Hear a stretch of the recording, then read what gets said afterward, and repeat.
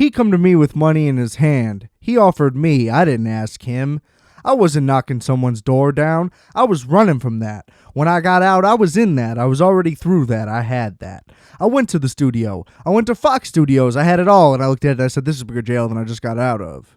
I don't want to take my time going to work. I got a motorcycle and a sleeping bag and 10 or 15 girls. What the hell I want to go off into and go to work for? Work for what? Money? I got all the money in the world. I'm the king, man. I run the underworld, guy. I decide who does what and where they do it at.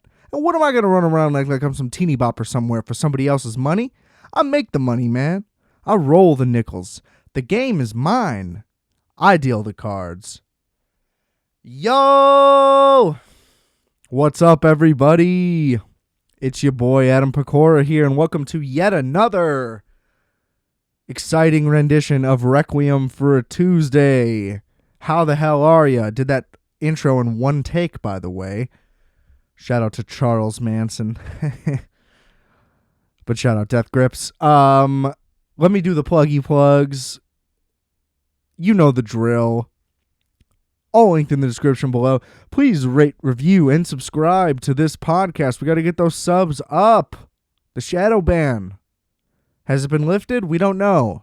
We got good numbers on the last one, but we'll see what's going forward. So, you know, spread the word. Help your boy out while we're still in this prison. Matt Nagy got fired. It finally happened. Thank fucking God for everybody, but he's still holding me down. It's unbelievable. We got music. Multiplex. Wolf X. I got some, that's my solo shit. Multiplex, we dropped a record called Google. It's fantastic. Everything is out everywhere. Spotify, Bandcamp, Apple, you know, whatever. All the good main things that you would use, go use them. We got a YouTube channel for this show also. I'm all over the place on the order of this, but that's fine. You get the gist. You can see the Home Invasion full EP music video on the RFAT channel, as well as the only video episode we've done today, the Live from New York video special. Still very happy with that. And, you know, follow my Instagram at adam.rfat. Lots of good stuff. Everything's all in there. Linked below. You can find it all. Anything I've done, it's there. So that's great. Enjoy it. Justice's Show, Microwave Minutes, going strong, season 2. Your boy should make an appearance at some point. We've been kind of lagging on those details. All right. Little late today. Took an extra day on my extended leave. Apologies. Got home, got high, started redecorating the apartment. Kind of lost track of time, so the episode's coming late today, but we're back. I know some people were fiending this morning. Where is it? Where is it? Don't worry. It's here. It's late. I'm sorry. You know. What can you do? Because the next thing I knew, Alabama, Georgia's starting. We got to go. So that's how that went down. But that's okay. We're back now. And that's all that really matters. How the fuck are ya? Hope you're good. Anyway. So if you didn't listen to the last episode, I was going to say last week's episode. It was 2 weeks ago now. Get on that. Licorice Pizza, Matrix. Don't Look Up. If you still haven't seen those movies, what have you guys been doing? It's been a holiday week. You know, check them out. You're long overdue because we're doing a little Licorice Pizza follow-up to start here. And I had touched on it with Justice just a tad. The controversy that I assumed would surround the Japanese thing with the guy being ignorant, but that's part of it, and that's the whole thing, and people don't understand that. Whatever. So we talked about that, but what I didn't even maybe we talked about it. I don't even remember now. It's been so long.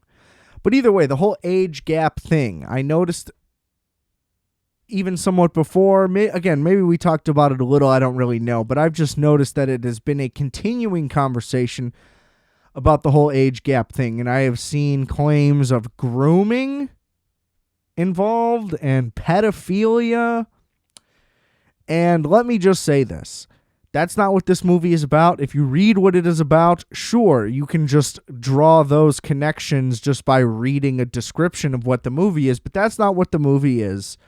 And we're talking a little more spoilers here, so whatever. If you still haven't fucking seen Licorice Pizza, I don't know what the fuck you're doing.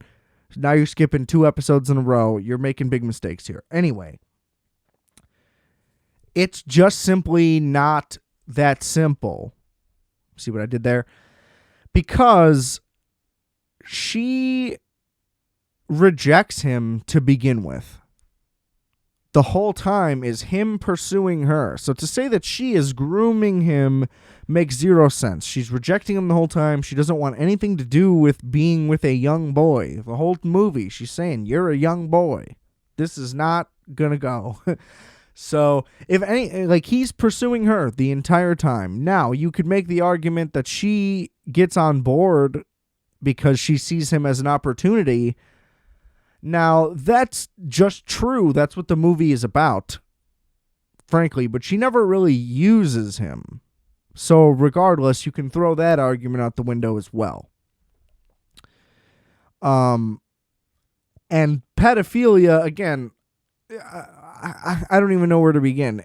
Throughout this movie, she just talks about how he's young and she cannot be a part of this. So,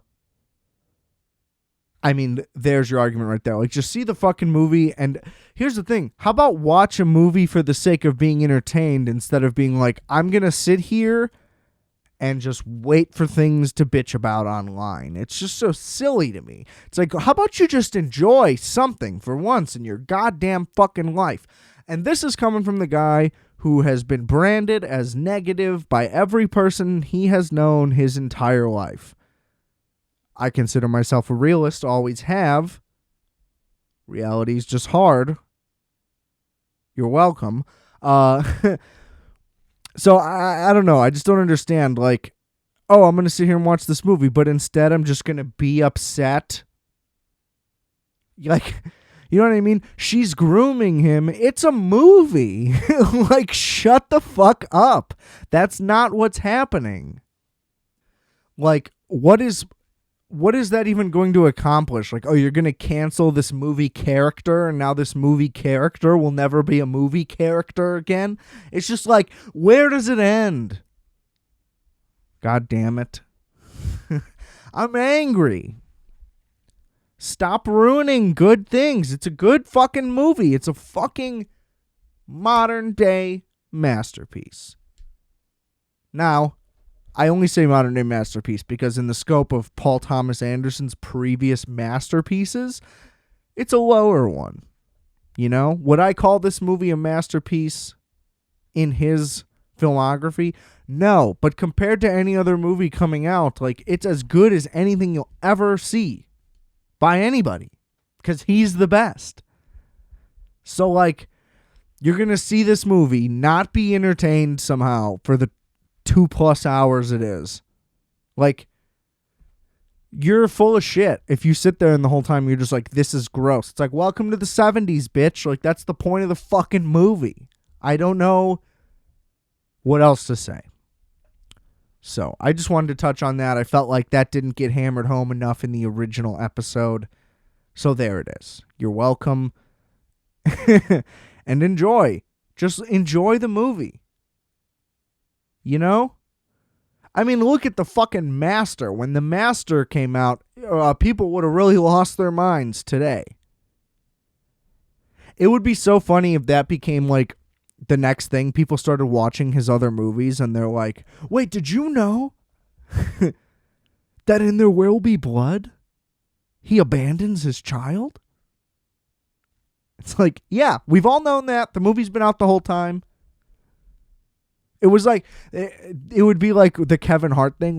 Did you guys know that in 2008, Kevin Hart said this in his special? It's like, yeah, hilariously funny or whatever, seriously funny, whatever it was. That was his best special, and it was the reason he blew up in the first place. So no, he shouldn't have to apologize because it's the only reason any of you have ever heard of him before. It just doesn't make any sense, you know? You didn't like make a discovery. This is what it is. You know, you didn't like investigate something and like crack a code and now you're like changing the world. No, it's been like that the whole fucking time. So that's what I feel about Licorice Pizza. It's a realization that I had recently. Now, I don't know the validity of this. This is just a thought that I had, and the more I thought about it, the more I felt that it had merit. So I'm just going to throw this idea at you, okay? And you can do with it what you will. Okay? So my thinking is these goddamn kids all over TikTok calling everybody a pedophile, which, by the way, is very QAnon to do if you think that a movie character is a pedophile. You know, why not just call Tom Hanks one as well while you're at it? You know, the irony of that alone is already ridiculous. But what I will add, I just think that the gap in the internet is a big factor in these problems. So let me clarify what I'm trying to say here. When I was growing up, not very long ago, although it feels like I can relate more to people that were born in the 70s and 80s than I can to people born now. Not that I want that to be the case either. I'm kind of just from a gray area of time, you know, where I can both remember the old times, but also I can understand how to use a phone, you know. Mid-90s, tough time to be born. You can't relate to anybody. But we watched the craziest things ever on the internet. And that was what the internet was. It was a lawless, unstructured, loose place where if you looked hard enough, and to be honest, you didn't have to look very hard, there were no guides in place to hide things from anybody, you could find a video of anything happening to any person on Earth that you could even imagine. Okay? Pain Olympics. I saw the dick and balls one. I didn't see the horse one or the jar. I didn't seek these out. But you're having sleepovers with your buddies. It's 2:30 in the morning and somebody's got a computer. I mean, things are going to go down. You know, 2 Girls, 1 Cup, a classic. You know, and based on the shit that I watch on YMH Live with Segura, you know, I could watch 2 Girls, 1 Cup and go to sleep. Have nice dreams afterwards. You know what I mean? You see some shit. And I'm used to seeing some shit. Maybe that's why I like Your Mom's House so much. They show these videos that the internet has forgotten. That's not why. There's a million reasons why. But you know what I mean? Maybe that's an added point. And I just think that all those videos went away. I think that if you're growing up now, you don't watch that shit. And now my point is not kids these days, they don't grow up the right way. Back in my day, we used to do this, and that was the better way. That was the... No. I'm not coming at this from, like, a conservative aspect of we should show more kids, people shitting into mouths and blood and stuff. I'm not saying that. My point is simply the desensitization, tough word, process of people. Is a lot less slippery of a slope now. You know? You always hear all these fucking old heads complaining, we're protecting these kids. These kids have gone soft. Now, I can side with the you shouldn't get a trophy if you came in last place, but if you do, I also don't really care because kids like trophies. You know? So, I'm somewhere in the middle of all of these things, but my point is mainly... if you grow up just watching people doing nice little dances, I just did a nice little dance as I said that, you're just gonna be a sensitive little dork forever. You know? And I'm not coming as some tough guy. Any person around could and would be able to beat the shit out of me. You know? I'm not some... physically tough, I can handle anything, I get all the pussy, like my life's great. No, that's not the case. I just think like, hey, Shut the fuck up. Like, just deal with it. I don't know. The struggle is good. Anyway, there's something in that gap. I just feel like you didn't grow up watching fucked up videos. Now you can't handle anything that's going on. Now you see a movie that's the lightest, pure, happiest movie Paul Thomas Anderson has ever made by a million miles. It's a sentimental, beautiful memory. It's about happiness and warmth. It's about the unknown things of youth. It's about a million things like that. It's a positive film. And you're like, she's a pedophile? Let me tell you this. She's not a pedophile. Okay? Watch To Catch a Predator. You'll see some pedophiles. Okay? That's how things are. And regardless, either way, pedophiles are real. So, don't just think everything is an extreme all the time. Maybe they had a complicated relationship and their age gap was a part of those complications. Okay? And maybe it took a lot of trial and error to overcome those obstacles. And maybe it's still wrong. It can still be wrong. But boycott this movie? No. Things like this happen. So just welcome to fucking planet Earth. Things are not black and white as much as you would like them to be, or I don't know what the fuck you would like anything to be, but go watch Two Girls, One Cup and then go watch Licorice Pizza and tell me which one's more offensive to you. Okay? Thank you. That's my point. But all right, pivoting from that, just a little note, little nugget, little nuggy I want to throw in here.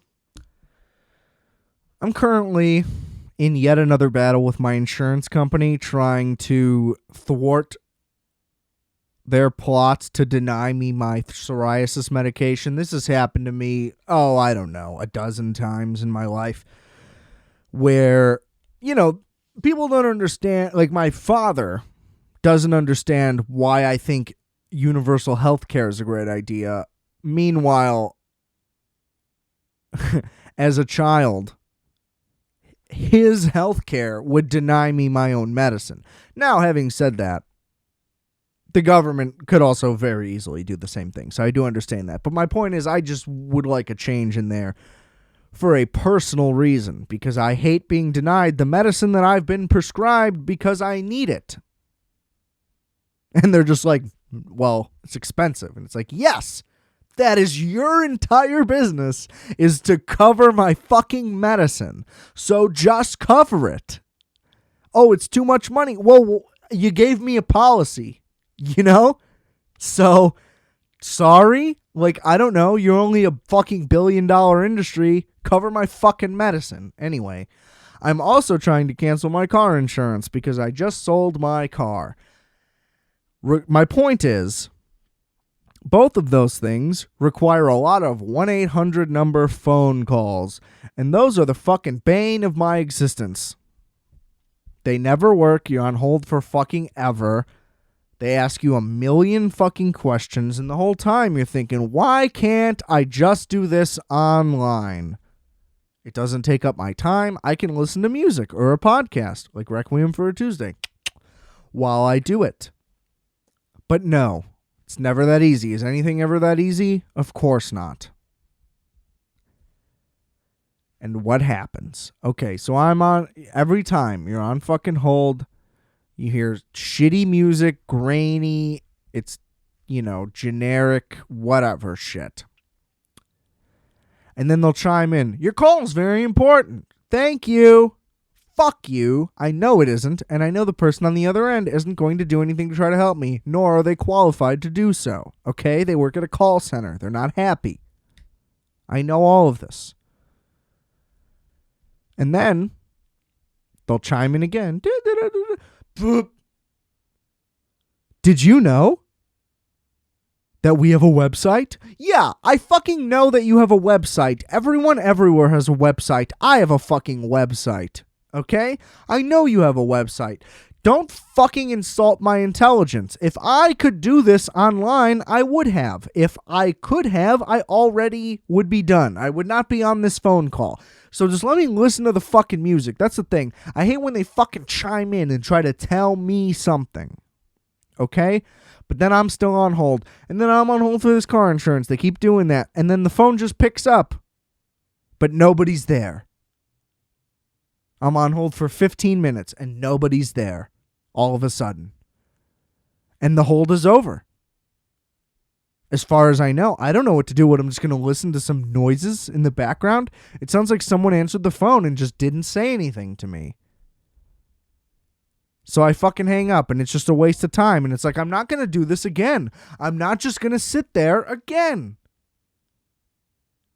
And I get it, I guess.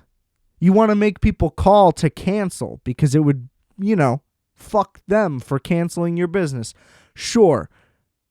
You got me, I guess. But just like, come on. Doing anything over the phone is just so antiquated. I could see, I'm going to go get some tacos. Let me call it in. And then I'll just walk over and it'll be ready. Like, sure, that's totally a reasonable thing. And they wouldn't even ask you to do that. Because guess what? You could order online for pickup at almost everywhere. Because everybody understands what convenience actually is. So fuck 1-800 numbers forever. I never want to call anyone about anything that has to do indirectly with me. Because it's just so unfair. Because, you're on a time constraint? Too bad. You're on our time now. It's like, well, I can only do it from this time to this time. Oh, well, you better do it. And it's just like, fuck you. What? Like, how many people are there even? That's my biggest question. Like, if I call and they're like, it'll, they give you that automated, it'll be about 3 to 5 minutes. First of all, guaranteed not true. But second of all, like if you have to call an insurance company for sure, they only have 80 million other people that may need to call at any given time? So how many people are in a call center? You know what I mean? No matter what, just like the demand versus the people available just is not there, and it is just excruciating. I have no patience for it, and that's really it. So fuck you. Just wanted to add that. Thank you. I'm fired up today, ladies and germs. What can I say? It's been a long week. Birthday's coming up on Saturday. You know what I want for my birthday? Rate, review, subscribe. Thank you. Buy some merch too. Ooh, I forgot the merch and the plugs. You know what's up. Oh boy. Also, The Weeknd's new album is fucking awesome. I just want to add that in there. I want to make that clear that I've made that point. I don't really listen to The Weeknd. A lot of great singles, Can't Feel My Face. Excellent. All-timer.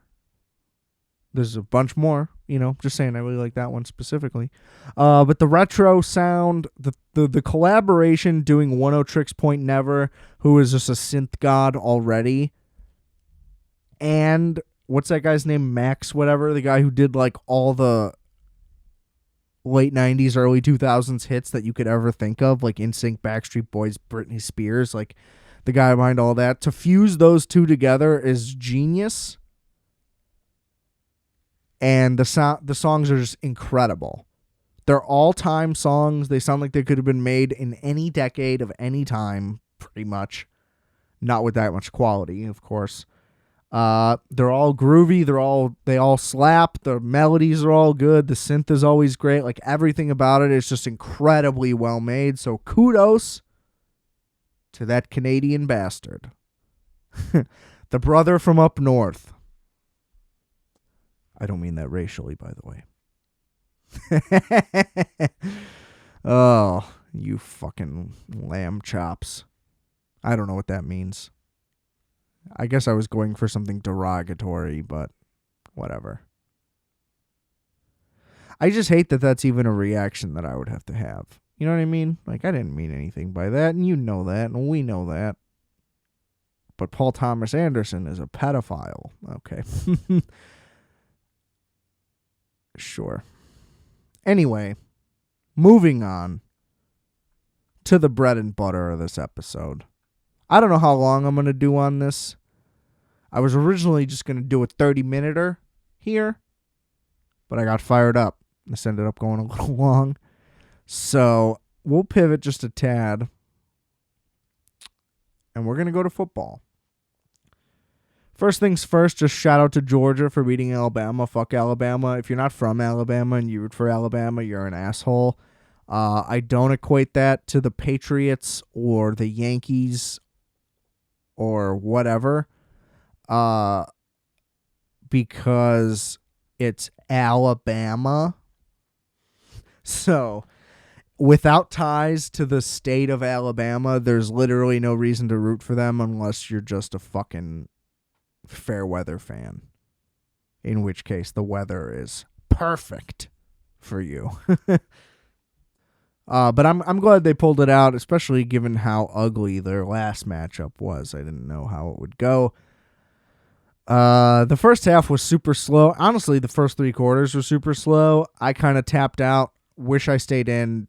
You know, they started trading scores at the end, and it probably got really interesting. But I didn't have any money involved, so I let it go. But shout out Georgia. Let's get Alabama out of there. Let's get Jim Harbaugh out of the Bears. That's right. That's my NFL transition. Finally, Nagy and Pace are fucking gone. But that does not mean the coast is clear, Chicago Bears fans. If you are like me, you are also still very sad. They said, oh, Ted Phillips is definitely still going to be involved. If you don't know, if you're a Bears fan and you don't know, the gist is basically Ted Phillips is their like CFO. Now, I don't know if that's his exact title, but like he's the business guy. Okay? And I guess he's doing fine. My thing is just that, like, couldn't anybody do this? No, I don't mean like me. You know, but couldn't like literally anybody with any business knowledge be the business guy for a football team? They kind of just generate giant amounts of money on their own just by existing. So I don't really understand that part. But he has, for no reason that anyone in the entire city of Chicago or surrounding suburbs can surmise, I'm getting fancy, had a large hand in the football operations of things. You know, he hired Ryan Pace, blah, blah, blah, blah, blah. And has not made good choices when doing that. So he should not be doing that, but apparently he is still going to be doing that. So that's fucking awful. And a lot of people are up in arms that they're getting Bill Polian to try to help make the decision. And then everybody just points out when they say that Bill Polian said Lamar Jackson should be a receiver or running back. And yes, I will agree that is very antiquated and an old man silly thing to say. I think that that's a silly thing to say about any quarterback. They talked about that with Michael Vick when he was in the NFL on the Falcons. They asked if he should take snaps at running back. And I do understand that that is a racially charged thing and that is not cool. I'm not siding with Bill Polian for that either. But I will say Bill Polian's track record is excellent. Now, having also said that, the last guy was Ernie Accorsi, who helped us out, quote unquote. And that did not go well. And he also has an excellent track record. So I still further understand the skepticism, but it does, like, I get it. They got the guy who, like, sounds good on paper, but might still fuck everything up. And the thing is, if that Ted Phillips guy is still in charge, who knows? Now, my dream hire would be Jim Harbaugh from Michigan because he was a Bear and because he took the 49ers to the Super Bowl very, very quickly, and they fired him very, very quickly, and I felt that that was unjust at the time. He's a great coach. Seems like a great guy. And that's that. Now, I don't know if he's necessarily the best guy to develop Justin Fields, but he did develop Colin Kaepernick and, again, took him to the Super Bowl. So that's pretty sick. Now, Brian Flores just got fired surprisingly from the Dolphins. That also would not be a bad look. Apparently, the Bears have already interviewed him, but I don't know how that's going to work. I feel like you have to hire a GM before you hire a coach, because you're going to have to hire a GM that's 100% on board with the coach that you already hire, so we'll see how that shakes out. But just fingers crossed that they don't fuck this up. We just need a guy who's going to be behind Justin Fields and is going to play to his strengths and develop an offense around him just one time. Again, I don't care about the defense. You can get rid of fucking every single player except for Roquan Smith. I take that back. Every player except for Roquan Smith and Jalen Johnson, and you can scrap the entire defense and start over. I really don't care. All the guys that are worth keeping are too old to be worth keeping, so let's rebuild on defense so we can invest money into the offense. So whatever fucking GM they hire, this is all I want from them. Get an offensive line in there. That's it. That's it. Some fucking weapons would be great. Montgomery's good. Komet's a solid tight end. Darnell Mooney's a good downfield threat. He's certainly not a number one, though. Allen Robinson fell off. Get him the fuck out of here. I could not have been more wrong about that. And then let's see where we're at. I mean, we don't have a first-round pick, but, this O-line needs to be good. We need to have a top 10 O-line in the NFL, and then everything can work itself out from there. But if that doesn't happen, the team is fucked. The team is fucked, no matter what. So, I don't know. There's not a lot of hope. The Bears have never gotten it right before. I mean, I guess you can say 2007, but we lost the Super Bowl, so how great did it work out? And when did we ever even remotely come back? We had that NFC title game with Cutler, and that was it. It's just not... It's just not something that's in our wheelhouse, and so that's why the entire fan base is like, well, fuck, 7 years ago we thought this was all going to work out. And then Nagy got hired, and then we were good, and then he won Coach of the Year, and it's like, did we finally do it? And the answer is no. The answer is certainly no. Could have Patrick Mahomes right now. We would have already won the Super Bowl. We would have won that year if that was not Mitch Trubisky. It's very sad. Now, having said that, the potential is great. You just got to hire the right guy. Like when the Cubs hired Theo Epstein, we all knew something real can happen. And we won a fucking World Series for the first time in over a century. So, I don't know.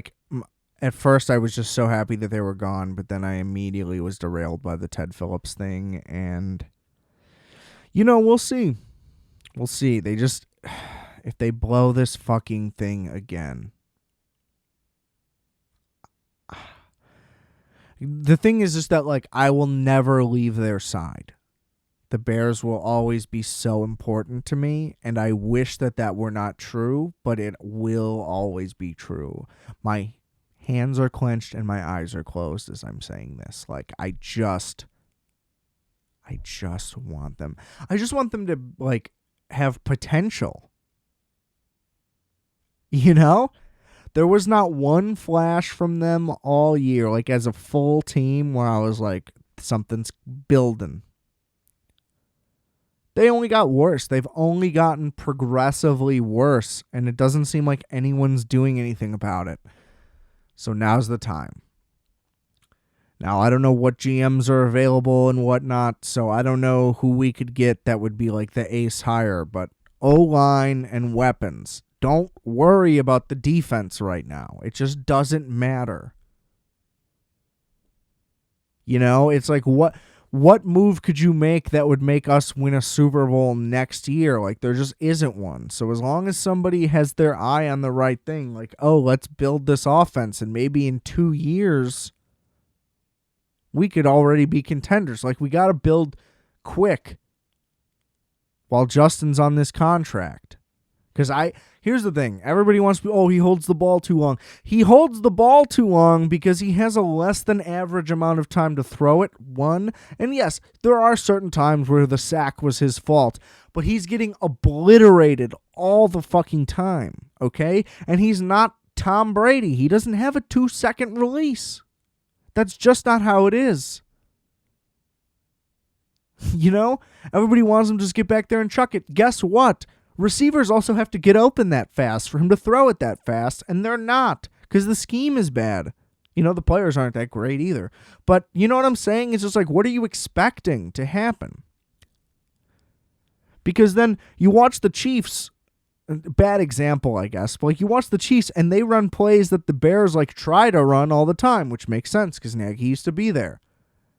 And the Chiefs get 30 yards and the Bears get -3.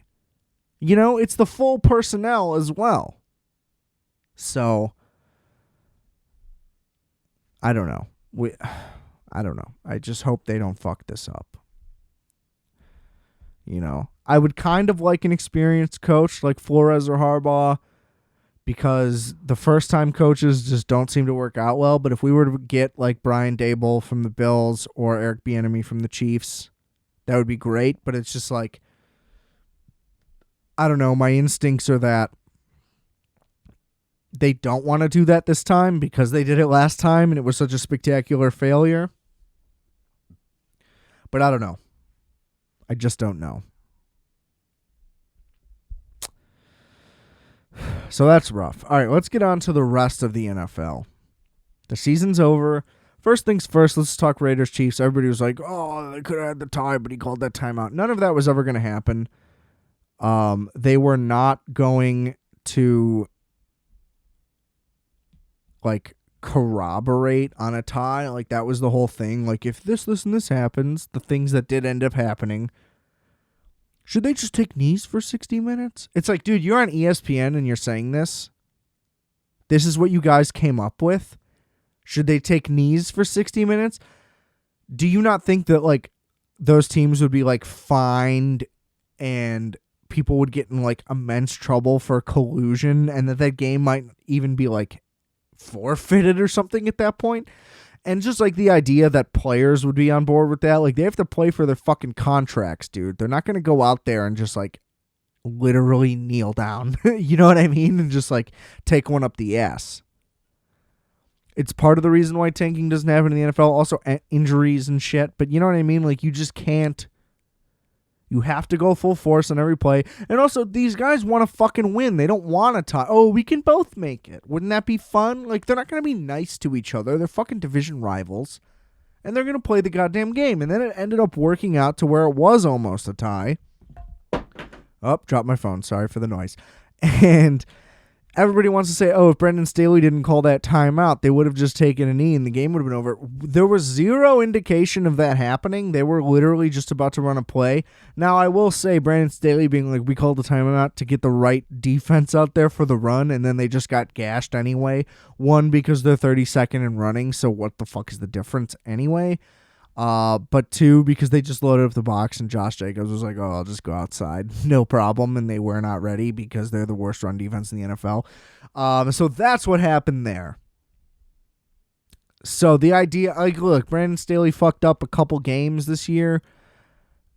They nailed it at the end. Herbert came in clutch. They did everything that they could have done to win. They came back from points and it's, you know, they just can't stop the run. And that's all that's been talked about with them all year. That's the one thing that's consistent since like week 3. They're terrible against the run. They have been all season, and that's what cost them in the end. It wasn't a timeout. So give the guys some slack. Now, having said that about Brandon Staley, let's get into my future bets that have all been decimated. Okay? So, Breaking news, Joe Judge has been fired. Yeah, no shit. That guy's a fucking moron and that team is terrible. Good for them. Good for them.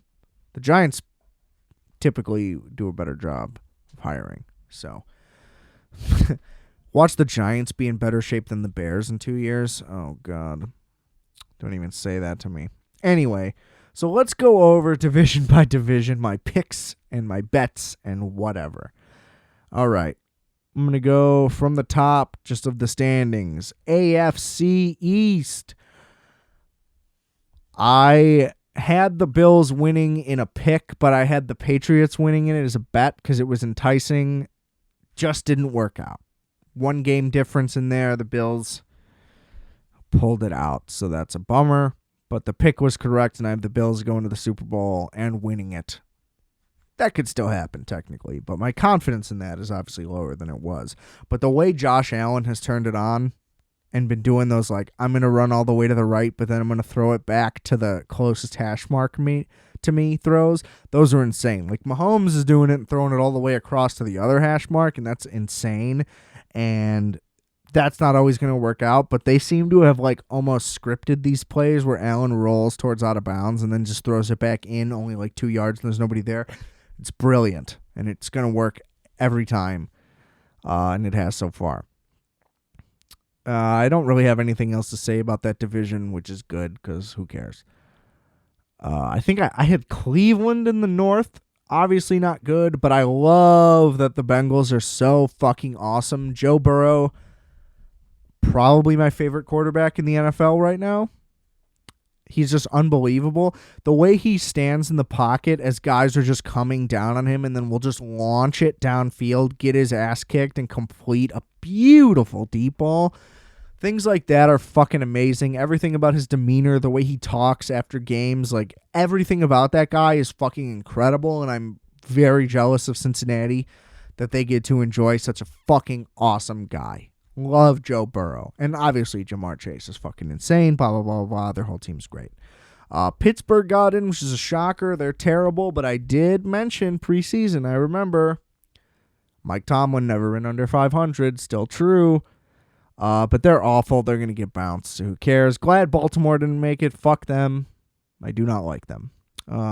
Tennessee had them, but not in a bet. Glad Indy didn't make it. I don't fucking like them either. The rest of the division's a disaster. Who cares? Okay. The West had the Chargers winning. Looked great. Looked great for a while. Slowly looked worse. And now they're not even in the playoffs. So that was a fucking disaster. Also had Staley winning Coach of the Year. Pretty terrible. The East, I had Washington winning. Also not good. Had Chase Young for Defensive Player of the Year as well. He tore his ACL in like the 4th game of the year. Maybe less. So that didn't look great. The North, bet on the Bears just because. But we all knew the Packers were winning. They very well might win the Super Bowl. Hope that's not true. But I am now a partial owner of the Packers. That's right. Your boy bought a share of stock. That way, you know, they can't always beat me. Oh, Bears lost to the Packers again. Whatever. I own that team. So that's cool. Oh, bet on the Packers today. That's fine. I'm a part owner. You know, things like that. The Lions, though. Dan Campbell's the fucking man. He better stick around for a long time because that team is on the up and up. I love the way they play. I love their heart. I love that they care. They're actually building something. So shout out to the Lions. They're the only team in the division besides the Bears that I don't hate. And I kind of root for. The South, I had Tampa. I mean, that was the easiest division to pick in the entire league, I would say. I mean, I guess the Chiefs won the West again, so that one's pretty easy. I guess the North too. But I just knew that there was no chance New Orleans would be good with no quarterback. I mean, they were better with Jameis, so maybe they should keep Jameis.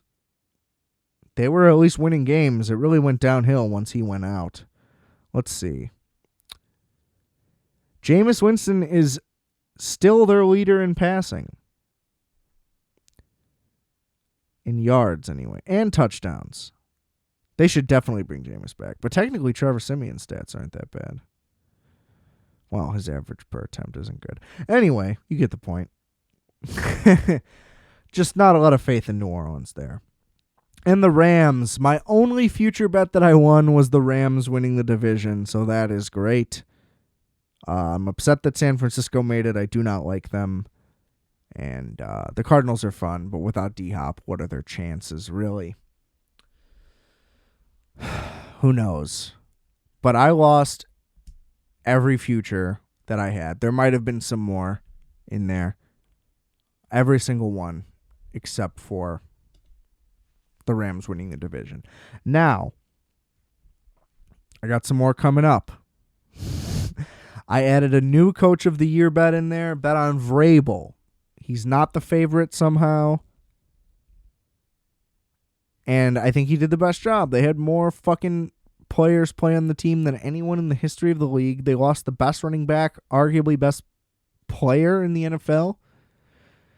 You know, like I would say Derrick Henry is as good at running back as Mahomes is at quarterback. So like I'm just comparing it like that. Maybe not in importance are they equal, but in talent at their position.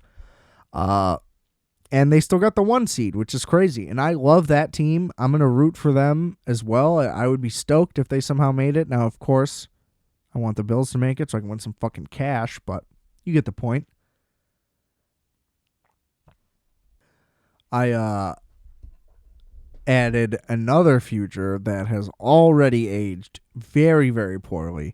I threw some cash on Carson Wentz to win Comeback Player of the Year, and then they went and shot the bet against Jacksonville, so I doubt that he's even going to get significant votes.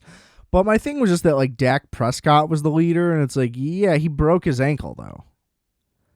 I get it when a guy has, like Brady had a catastrophic, tore his ACL, now he's back, and then nobody had that good of a season in terms of a comeback. But, like, oh, just one guy was injured, now he's the Comeback Player of the Year. I feel like the spirit of Comeback Player of the Year is not you got hurt last year and now you're just good again like you already were. Wentz was terrible, and now he wasn't as terrible. But again, that last game is really going to fuck that up. So that was just my thinking on that. I just threw like $10 at it. It was like plus 1,600 or something crazy. Maybe 1,000. I don't even know. It was insane. It was like put in $10, win $1,000. So doubt that'll happen, but that was fun. So why not?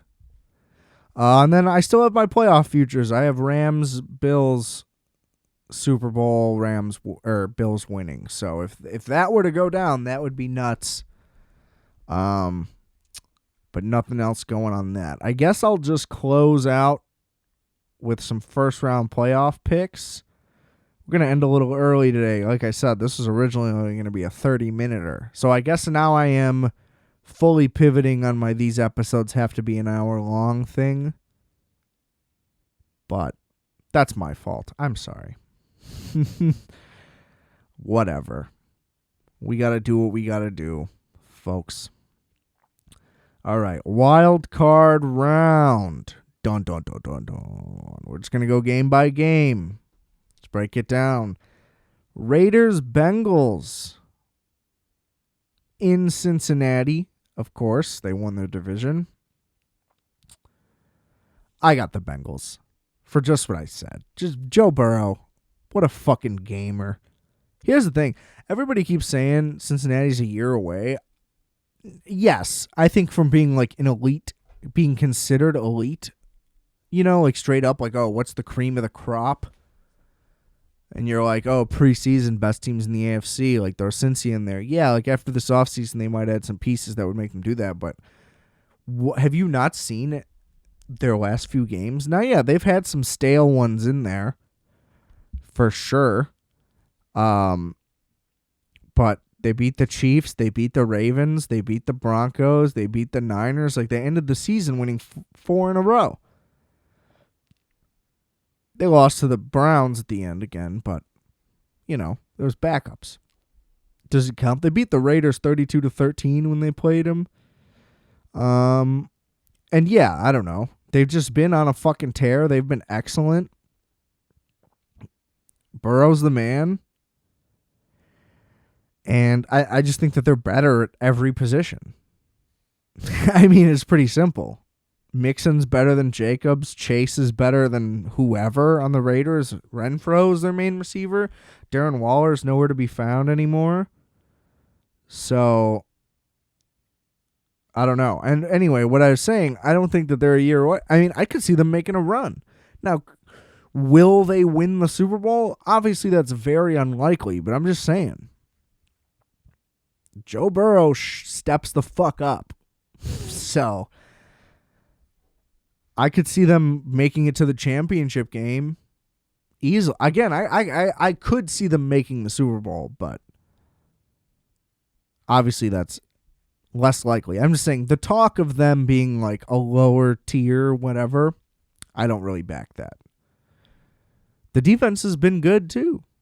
You know, that front that gets pressure, I don't know. But the Raiders, they've been overcoming a lot, so we'll see. But I got Cincy in that one, no problem. Pats, Bills. It's going to be the Bills. They're going to be at home. Mac Jones, rookie, blah, blah, blah, blah, blah, all that stuff. It just seems very unlikely that the Patriots would win this one. Now, last game they played was Bill Belichick baiting the Bills? I don't think so. I think that the Bills just beat the shit out of them the last time they played because the Bills are better. And I think they'll probably win. Now, next year, you want to talk about a team that's on the up and up? The Patriots are going to be very good next season. They'll probably add some more pieces in the offseason. Maybe they'll have a good draft. Who knows? But if they went 10-7 with what they have now, the fact that they were... I dropped my phone again. I'm sorry. The fact that they fucking have all this shit in place now with their rookie QB who's only going to get better. I mean, you got a lot to love there in New England. But the Bills are likely going to handle business here. There would have to be... Like, Belichick would have to game this like a Super Bowl, like the way he did against the Rams, where he's like, we're going to shut this entire offense down because I figured it out. That just doesn't seem very likely to me. It would be sad because of my bets, but it would also be fun if the Patriots won. I do love when things get shaken up, but I just don't see it in that one. You know, the Raiders have a much better chance of beating the Bengals than the Patriots do the Bills, but that's just my opinion. Especially, you know, it's weird. They only finished one game difference, but it feels much bigger. It also feels like the Patriots did better than 10-7. Also, that's the weird thing about the 17-game season where a team is, you can either go 8-9 and be one game under 500, or you can be 7-10 and be 3 under. Now, I get it that 500 doesn't really exist, but it throws things off like that, and it's just so weird to me. It's going to be very hard to get used to. I would rather them just play 18 games, so it at least makes more sense. You know, give me even numbers here. I did hear a lot of talk, people being like, the season's too long. Like in the middle of it, people were like, this season's going pretty long. I don't know. It's like the games are it's the same length as always until the last week. And then the last week happened, like, yeah, the season was too long. It's like, it was 1 week longer. That argument has been so weird to me the whole time. It's like, did we need the extra game? I would say no, we didn't need the extra game. Sure, like, I would agree. 16 is fine, was fine, is fine. You know, would be good to stay that way. But to say that this is now just way too much, it's like, yeah, there's one extra game. I can see how that's a lot, like, for the players, because you're already playing so much and it's so hard on your body. That's fine.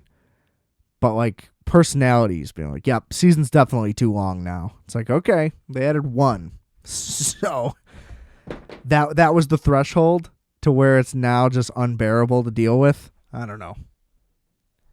Seems silly to me. Seems complaining for complaining's sake. Bucks, Eagles. Bucks by 1 billion. I don't see any way that they don't just absolutely crush them. Now, the Eagles have a good running game, and Tampa's D isn't what it was last year. So maybe they can get some traction going, but I don't see Jalen Hurts. And again, their secondary is even worse than their running D, but I don't see Jalen Hurts throwing it all over them. And regardless, is the Eagles D such a formidable thing that they're going to shut down Tom Brady? I just don't think that that's possible either. They don't need Antonio Brown. They don't need Chris Godwin to beat the Eagles. I think that they'll cruise in that one, and they are the second biggest favorite of the weekend, 8.5. 49ers Cowboys. That's going to be the best game, at least on paper. And I don't like either of these teams, but I would much rather have the Cowboys win than the 49ers. I really don't like the 49ers, 1. And 2, the 49ers are dangerous. When you watch them play, you realize that they are actually pretty good, and they've got a lot to work with, and that is kind of scary. Debo is the fucking man. I love Debo. Thanks for helping me win my fantasy team league. Debo, you're the man. But I think Dallas has this one. But this is the one where I would consider this game to be almost a pick 'em. They have Dallas at 3. They're at home. It makes sense. The playoffs. You can't really do less than that. That would be disrespectful. But I'm taking the boys in this one. Chiefs, Steelers, you ain't got to talk about it. It's the Chiefs. It's a matter of how much they're going to win by. Now, if the Steelers were to upset them in this game, that would be great. Really just for my future, as long as the Bills win. Having the Chiefs not around would just be more fun for the playoffs. But the Steelers have no chance. Unless their defense just goes in and shuts down Kansas City, there's just no way. I don't see it even remotely, frankly. I don't see any way that Roethlisberger could score 21 points. Could he get 3 touchdowns out of Ben Roethlisberger in this game? No. Could you get 200 yards passing from him in this game? Slim. So, I think the Chiefs will take care of business pretty handily in this one. Ow, I have a splinter. Sorry. And last but not least, Rams Cardinals for the 3rd time this year. I don't really know what to make of it. Are the Cardinals good? Are they not? I think Cliff Kingsbury is a good coach. I don't really understand where the negativity comes from that. It's just like, well, the Cardinals were this record, and now they're this record. And last year they had a good record, and then they fell off, blah, blah, blah, blah. And it's like, yeah, he's a bad coach because they won a bunch. I get it. It's good to win and lose in consistent terms and not have not be 10-1 and then finish, 12-5 or whatever. Something. That's not exactly what it was with them, but whatever. I get that. But they turned that entire franchise around in 2 years. So I think he's doing just fine. I'm going to have to take the Rams, but if Stafford throws a pick 6 like he's prone to do, who knows? He's only played, one playoff game his entire life? So I don't know. That would suck. It would very much suck for the Rams to lose for my future bets. That's all I got to say. That one's also a toss-up, especially given that they're division opponents. Literally anybody could win at any time in any division game unless you're playing the Packers in the North or the Patriots for the last 20 years until now. So, not thrilled about that matchup. I'm going to take Rams. So we'll recap that. The picks for this week: Bengals, Bills, Bucks. I'm just taking all favorites. I just took all the favorites in every game. So that definitely won't happen. I guess you can't say definitely for anything, but the odds of the favorites winning every game are pretty unrealistic. And the underdogs with potential, Cards, Niners, Raiders, even the Patriots. You could see all of it. That's the beautiful thing about the playoffs, though. You can always see anybody winning at any time. God, I fucking love football. And I'm so happy it's here. But I'm also so sad that the season's over. What a terrible, terrific balance it is. And would you look at that? We made it to an hour after all. Look at that. Sorry I deceived you earlier by trying to claim that this was not going to be what was going to happen. But I didn't think it was. But man, I just fucking love football so much. Can't wait for the Super Bowl. Gonna do it big. Gonna do it very big. Yet again. And hopefully we win a fuck ton of money just like last year, folks. Thanks for tuning in. It's always great to have you. Can't wait to do it again. I'll see you next week. We back on the regular schedule. And remember, I are fat. You are fat. We are fat. Calculator.